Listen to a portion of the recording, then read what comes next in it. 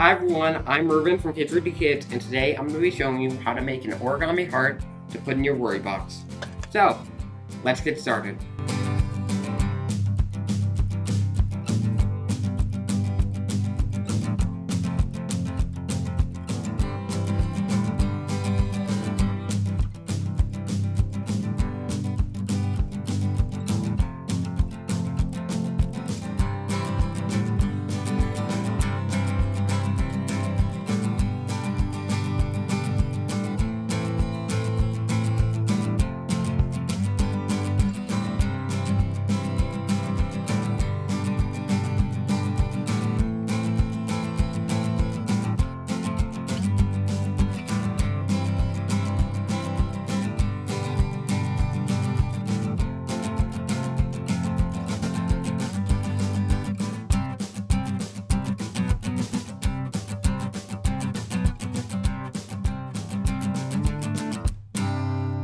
I hope you enjoyed this origami tutorial. Be sure to like and subscribe so you never miss another upload from Kids Read to Kids.